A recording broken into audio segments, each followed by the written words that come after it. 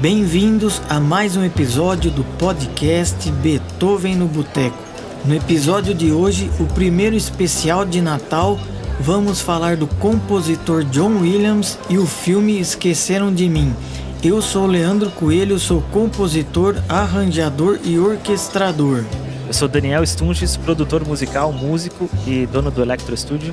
Os tópicos desse episódio: John Williams, Tchaikovsky e o Quebra-Nozes, os filmes Esqueceram de Mim e Esqueceram de Mim 2, Perdido em Nova York.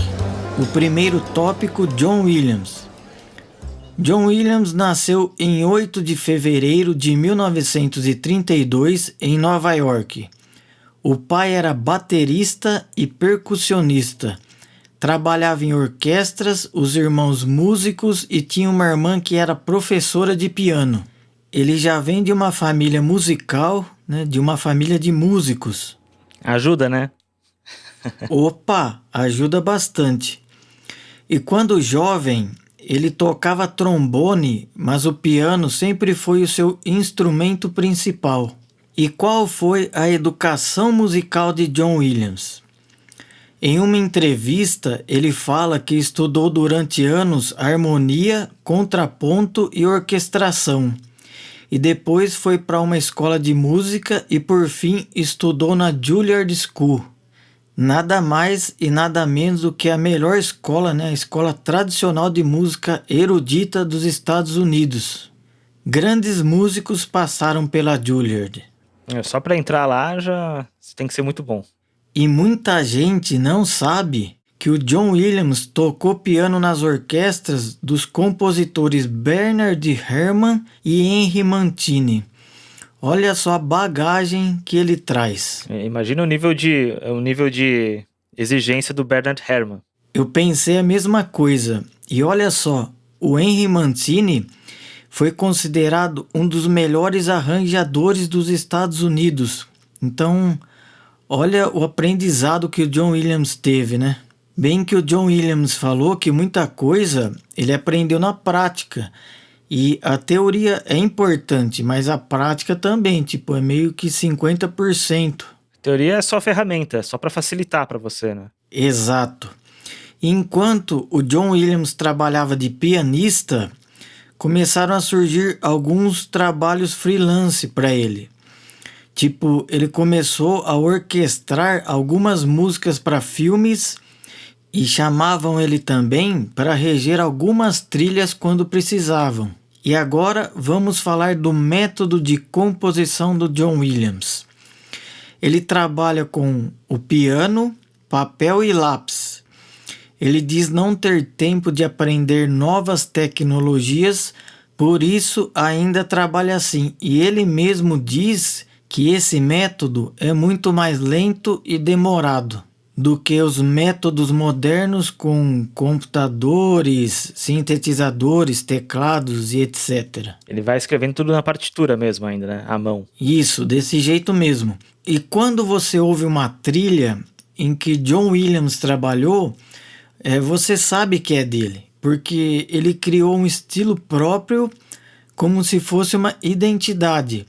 E como disseram no recente documentário que foi lançado sobre ele, a música de John Williams conecta com o público de forma natural.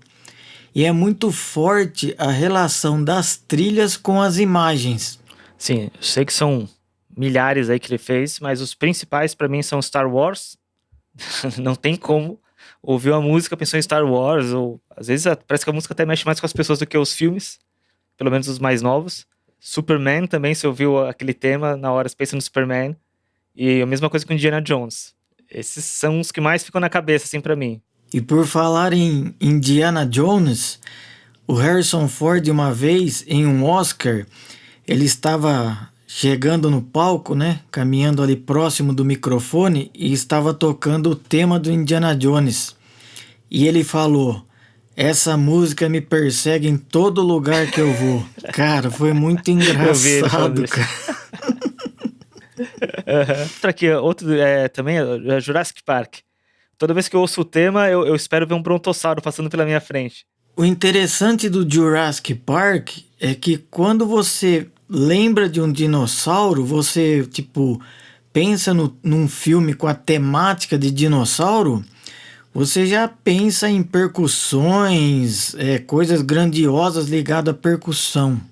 E o tema do Jurassic Park é totalmente ao contrário, né? É um tema lírico, super bonito, né? Todo orquestral, com cordas, metais. É exatamente, é o contrário, é um tema bonito, é engraçado, né?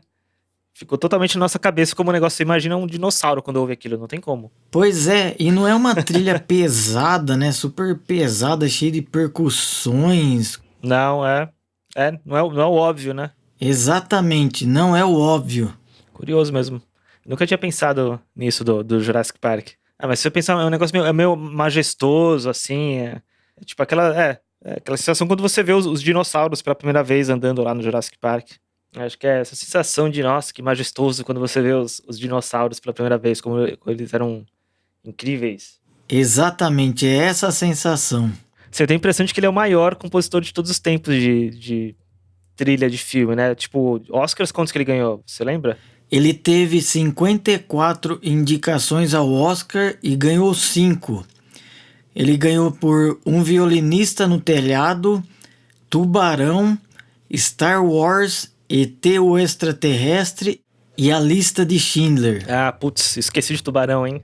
Esse tema É que o filme Tubarão e o tema é bem batido, né? É um dos mais conhecidos. Aham, Eu acredito que por ele ter concorrido 54 indicações e ganhou somente 5, acho que poderia ter ganho mais. Aham.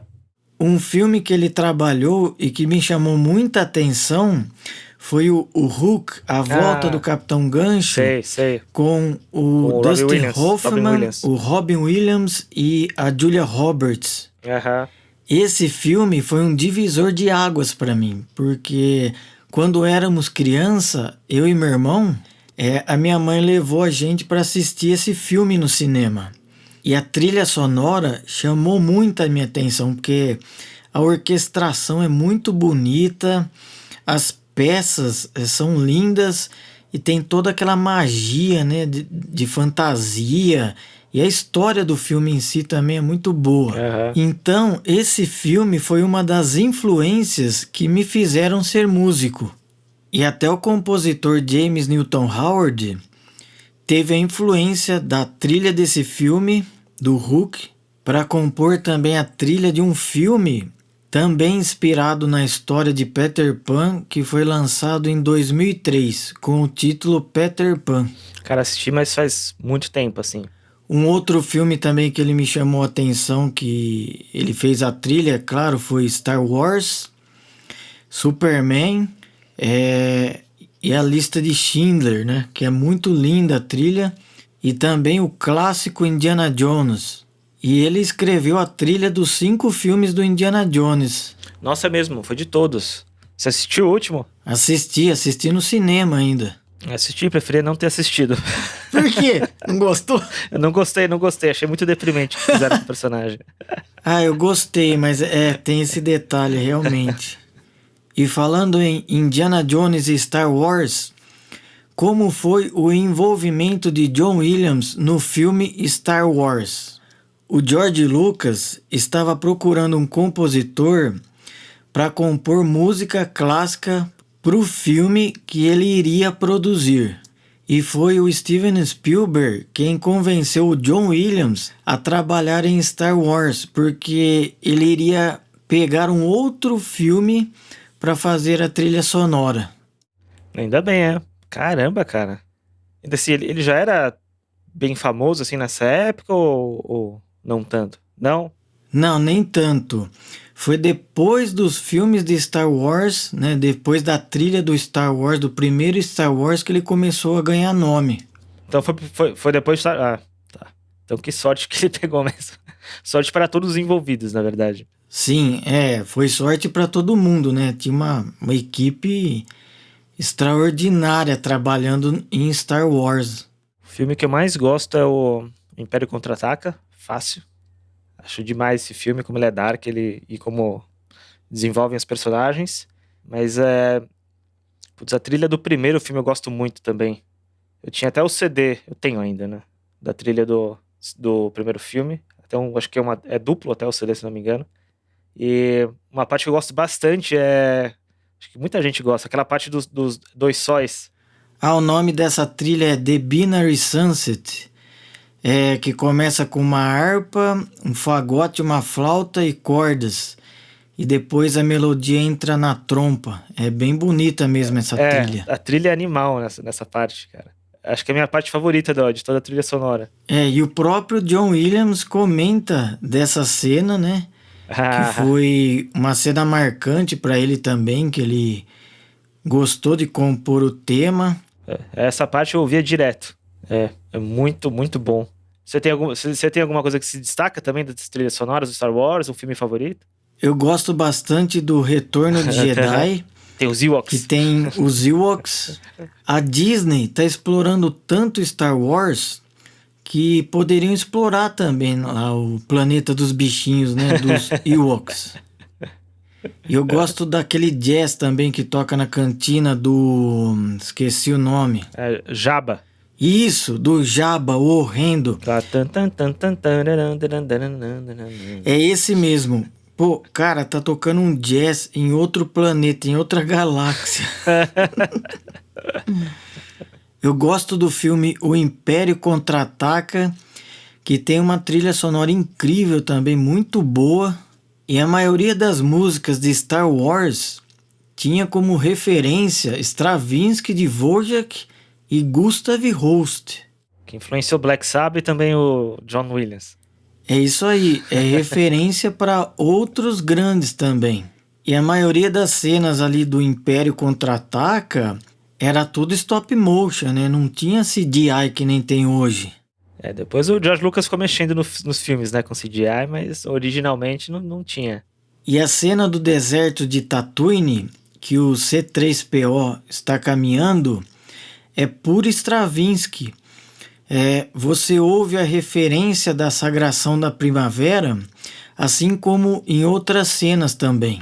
E tem também a influência de Gustav Holst em outras cenas, mas na cena em que eles estão para explodir a Estrela da Morte, tem algo muito parecido com pedaços da peça Mars, The Bringer of War e outras músicas influenciadas pelas composições e orquestrações de Gustav Holst. A gente pega essas referências e trabalha juntando, né? Pra ser um caldeirão. E daí sai alguma coisa nova. Sim, fazer um plágio é uma coisa completamente diferente. Tem influência, você pegar a influência do estilo, sei lá, de alguma coisa da rítmica, do tipo de escala, do tipo de melodia que é feito. E juntar isso e transformar em alguma coisa nova. Que é o que o John Williams fez também para criar essa trilha. Isso, o Daniel explicou muito bem sobre referências e deixando bem claro que ele não plagiou e que são somente influências de outros compositores, né, de grandes compositores. E sobre Steven Spielberg e John Williams. O Spielberg começou a trabalhar com John Williams depois que Steven ouviu a trilha de um filme de western e que queria aquele compositor para trabalhar na música de seu primeiro filme, chamado Louca Escapada. E esse filme que o Steven Spielberg viu, o western, o John Williams havia composto a música para ele. O Spielberg sempre gostou de trilha sonora. Ele sempre foi ligado à música, no entanto, né, que a mãe dele era pianista. E tem um fato interessante, que no filme A Lista de Schindler, enquanto estava em produção, o Steven Spielberg mostrou alguns materiais para o John Williams. Steven Spielberg não colocou temp tracks. As temp tracks são aquelas músicas colocadas temporariamente enquanto o filme está sendo editado, para depois elas serem trocadas para o compositor compor música original. E por que ele não colocou essas temp tracks? Porque ele gostaria de discutir as cenas de maneira que ele sentia. E John Williams disse, abre aspas, Steven, O filme é ótimo, mas você precisa de um compositor melhor, fecha aspas. E o Steven Spielberg disse, eu sei, mas estão todos mortos. Ele comparou John Williams a grandes compositores. É o Beethoven. A trilha sonora do filme A Lista de Schindler é muito linda, cara. Realmente é muito bonita. Sim, é. O John Williams é famoso por fazer trilhas bonitas, justamente, também, né? Sim, e nesse filme ele pegou muito o espírito da música judaica, né? Tem muito desse mood na trilha sonora, né? Legal. É bem pensado, hein? Bem pensado. São esses detalhes que fazem a diferença de um filme e uma trilha incrível de uma trilha medíocre. Tenho uma pergunta para você. Você que é compositor de trilha sonora também, inclusive. Quero saber, você acha o John Williams o maior de todos os tempos? E se sim, por quê? Eu acho sim, o John Williams, um dos maiores compositores de todos os tempos, principalmente no estilo de música que ele faz, né? Que ele sempre fez e traz até hoje. É claro que tem muitos outros grandes compositores de música de cinema, mas o John Williams, ele vem lá de trás, né? Ele vem com uma bagagem de um estilo de música que já não se faz mais. Tem outros compositores que fazem, mas tá meio que diminuindo esse estilo orquestral, grandioso, cheio de temas, né? Tinha um compositor que fazia isso também, que faleceu faz pouco tempo, que era o Ennio Morricone. Então, esse tipo de escola tá meio que diminuindo. E nesse documentário que saiu do John Williams, ele mesmo fala o que aconteceu com a música, com as grandes orquestras, os grandes temas. Tem muita coisa eletrônica hoje em dia. Aqueles temas que ele fazia, não tem mais, né? Se vê essas trilhas tipo Hans Zimmer, não tem nada disso, é completamente outra coisa. Sim, é mais produção sonora, né? De sons. É quase um sound design. Isso, é uma mistura de sons. E não estamos dizendo que é uma coisa ruim, é uma outra linguagem. Exatamente. Não tô dizendo que é ruim, é uma outra coisa. Outra coisa. E tem um compositor chamado Howard Shore que segue a linha do John Williams. Ele compôs toda a trilha do Senhor dos Anéis. E ele trabalha, eu vi o jeito que ele trabalha de um jeito meio híbrido, assim, papel, caneta, lápis, piano, teclado, computador, é meio híbrido. Sim, baita trilha também. Não é old school igual o John Williams. Não é totalmente old school. Howard Shore não é. Então, resumindo a sua pergunta, para mim, o John Williams é o Mozart da música do cinema. Compara as melodias de Mozart com as melodias de John Williams. São simples e muito chamativas, muito chiclete. São fáceis de cantar. Então isso ajuda o telespectador a ligar a música à cena. O que o Mozart fez para a música clássica, o John Williams faz para a música de cinema. Mas isso é com qualquer um, né? Você é sempre um produto da sua época também. Não tem como, E ele tá com 92 anos. Sim, 92 anos e trabalhando ainda. Tá aí, o último dos moicanos aí. O último dessa época, né? E ultimamente foram lançados muitos produtos, muito material do John Williams, Blu-ray, CD, disco, vinil, documentários, então tem bastante coisa para adquirir e no YouTube tem bastante entrevista, concertos, vale a pena dar uma procurada. Inclusive, eu tava vendo esses dias alguém falando que ele é, eu acho que o compositor mais ouvido do mundo, John Williams, de todos, incluindo Beatles, tudo, ele é o mais ouvido, porque ele fez Star Wars, fez tudo isso aí, né?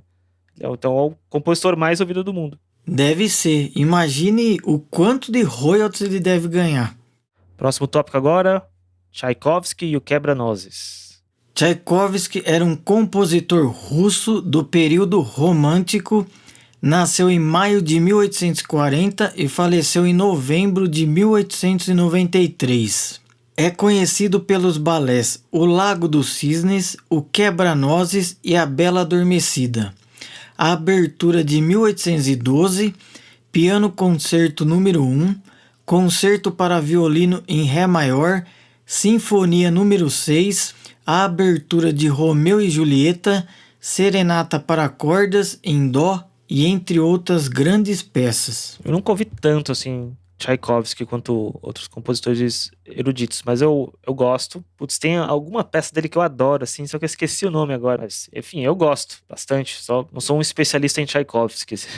O balé Quebra-Nozes virou tradição em alguns países, estreando todo final de ano anunciando a época natalina. Muitos trabalhos musicais ligados ao tema de Natal têm como referência esse balé, por causa do estilo musical da orquestração e do enredo. As orquestrações de Tchaikovsky são muito ricas, principalmente na parte de efeitos musicais. Cores brilhantes e contrastes de textura, 2 ou mais instrumentos dobrando a melodia em combinações de cores, enriquecendo a instrumentação. E tudo isso é muito rico no balé Quebra-Nozes e nos outros balés de Tchaikovsky. No entanto, que antigamente a Disney utilizava muito as músicas de Tchaikovsky nos trailers dos longas de animação, para passar aquela sensação de fantasia, conto de fadas e grandiosidade orquestral. E é por isso que precisamos citar Tchaikovsky e o Quebra-Nozes antes de conversar sobre os filmes Esqueceram de Mim, porque tem muita influência desse balé Quebra-Nozes no filme. Próximo tópico, os filmes Esqueceram de Mim, 1 e 2. O primeiro foi lançado em 1990, dirigido pelo Chris Columbus, produção do John Hughes, e estrelando o Macaulay Culkin, que deve ter mais ou menos a nossa idade hoje em dia. Até sigo ele no Instagram, ele é muito louco. Ah, é, cara? Ele tem Instagram? Aham, eu tenho um Instagram, procura depois. Né? Ele é doidão. Não tem postado tanto ultimamente, mas é... um filme que eu, cresci assistindo. Era criança, quando saiu, assisti 1 milhão de vezes. Todo Natal devo assistir, 1 e o 2. E aí, qual é a sua experiência com esse filme? Essa também? Exatamente essa experiência. Eu cresci assistindo Esqueceram de Mim. Todo Natal eu assistia e assisto até hoje. Toda época de Natal eu assisto Esqueceram de Mim 1 e 2. E o 2 eu assisti quando era criança no cinema. Eu acho que até hoje as pessoas assistem esses filmes no final de ano, na época de Natal. Porque começa a chover posts de Esqueceram de Mim 1 e 2, tipo, direto. E falando de música agora, o tema que toca nos créditos iniciais, tanto no primeiro filme quanto no segundo, é um dos meus preferidos. Quando eu estava na pós-graduação, tinha uma aula muito legal com o professor Ricardo. E uma das aulas tinha que escolher um tema de algum filme e levar para analisar. Então eu levei essa música que toca logo no início do filme, Esqueceram de Mim, 1 e 2. Os acordes do início dessa música são o Ré menor e Si bemol menor. Por isso que soa um tanto quanto diferente. Tem uma certa ambiência de suspense e essa progressão de acordes menores de terça menor que causa essa sensação junto com o clima natalino por causa da orquestração. A música Holiday Flight, que é a música que toca quando eles acordam que perderam a hora e aparece o pessoal correndo pela casa, tem uma clara influência do balé Quebra-Nozes de Tchaikovsky, influência da peça Trepak, a dança russa. E além das músicas instrumentais de John Williams, no filme também tem até um rock and roll natalino, que é quando eles estão correndo no aeroporto e toca a música Run, Rudolph, Run, do Chuck Berry. Um rock and roll bem com toque natalino. Ah, sei. E tem uma outra cena também que eu analisei, que eu gosto muito da música, que tem o nome de Mummy Returns and Finally, que é a cena final que ele acorda e se dá conta que está sozinho no Natal. E depois a mãe chega. E é uma trilha, uma música muito bonita. No início tem 2 linhas, uma de oboé e uma de clarinete, e depois o tema entra no instrumento corno inglês. É super bonita e tem bastante cordas e madeiras também. Indo agora pro segundo filme, Home Alone 2, Perdido em Nova York. Foi lançado em 1992. É basicamente o mesmo time, né?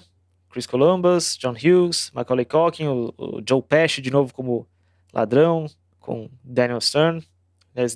Demais do Joe Pesci nesse papel. Eu lembro quando esse filme saiu. Quando eu era criança, esse filme saiu. É um filme legal também, mas agora vendo mais velho, você percebe que é o primeiro, só que em outro lugar. É tudo igual ao primeiro, só que em outro lugar. Exatamente, isso que eu ia falar. Se você pega a estrutura do 1, é igual à estrutura do 2. Exatamente. Com outros personagens e tal, mas é basicamente a mesma coisa, só que em Nova York, em vez de ser na casa dele. Ainda assim, um filme divertido. Eu gosto muito do 2 também, porque eu gostei muito de ver quando era criança, né? Então, eu gosto dos 2, mas o 1 foi o primeiro, né? Foi o que gerou tudo isso. O outro é legal como eles usaram Nova York nesse filme. Isso é o que eu acho o ponto forte.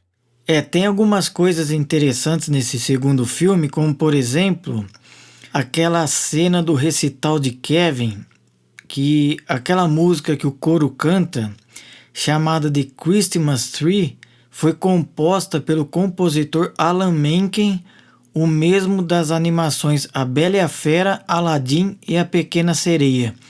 E quando Kevin se dá conta que está em Nova York e não na Flórida, começa a tocar uma música de estilo jazz por uma big band. E a melodia nos metais de caráter natalino, chamada de Arrival in New York. Essa referência do jazz é porque Nova York teve um movimento muito forte ligado ao jazz, quando os músicos começaram a migrar de outras cidades para Nova York na década de 20. Então, no final da década de 20 e início de 30, Nova York já era conhecido por Big Apple pelos músicos de jazz, porque era a maior cidade e o local de maior prestígio. Foi então depois dessa migração de músicos para Nova York que a cidade ficou conhecida também como a capital do jazz. Olha só que legal essa sacada, né? Essa referência que o John Williams trouxe pro filme. A conexão. Uhum. Isso, a conexão do jazz com Nova York, né? Com a cidade de Nova York. E tem aquela famosa cena do Plaza Hotel que aparece o Trump. Uhum. Você sabe como ele foi parar no filme? Como? Explica aí para os nossos ouvintes. Se não me engano, ele era um dos donos do Plaza Hotel, era isso, não é? Para poder usar como locação, ele colocou isso como exigência. Os caras do filme odiaram ele por causa disso, mas tiveram que colocar ele. Tipo, tiveram que engolir ele. Eu acho que eu vi isso num documentário sobre Esqueceram de Mim mesmo. Nem sabia quem ele era, cara. Só depois de adulto foi saber. Não fazia ideia. Eu também nem sabia que aquele figurante era o Trump. Pra mim era só mais um figurante. Eu andei pesquisando algumas coisas na parte de engenharia de áudio e Sean Murphy foi o engenheiro de som que gravou e mixou Esqueceram de Mim 2. Ele foi nomeado 3 vezes no Oscar por Indiana Jones e a Última Cruzada, Star Wars Episódio 1, West Side Story de 2021 e ganhou o Oscar por melhor som em Jurassic Park. Olha só. Conexão aí. Ele é bastante conhecido por gravar e mixar orquestras e trabalha como freelance de mixagem e supervisor de áudio. Deve ser tipo a equipe do John Williams. Deve ter um pessoal que trabalha com ele e deve chamar sempre para fazer os trabalhos. É uma outra coisa mixar a orquestra e mixar, sei lá, a banda. Você tem que fazer uma gravação soando natural, você tem que fazer soar o todo. Mas ainda assim, às vezes tem umas microfonações de acento em instrumentos, não é fácil assim, não. E John Neufeld que é um dos meus orquestradores preferidos, trabalhou na orquestração de Esqueceram de Mim e também orquestrou Jurassic Park, Star Wars Episódio 1, Inteligência Artificial, O Patriota, O Resgate do Soldado Ryan, A Lista de Schindler, JFK, Hook, Indiana Jones e A Última Cruzada, entre outros. Você pode explicar para as pessoas rapidamente a diferença entre o compositor e o orquestrador? Já que você é os dois, é bom para você explicar, né? O compositor, ele cria a melodia e estrutura os acordes. A harmonia, os acordes. Isso, a harmonia, os acordes da música, ou da canção. E o orquestrador, ele vai pegar essa melodia e vai pegar a harmonia, os acordes, e vai começar a abrir para mais vozes, como por exemplo em um quarteto de cordas. O orquestrador, ele vai distribuir as notas. Ele distribui as notas para cada instrumento tocar o arranjo final. Então, cada instrumento vai estar tocando sua respectiva linha, né? Sua respectiva nota. Cada nota tem uma função na partitura de cada instrumento. E essa é uma formação pequena, é um quarteto de cordas. Agora imagine uma grande orquestra com mais de 50 músicos. Então tem que escrever linha por linha, de instrumento por instrumento, para soar o arranjo final.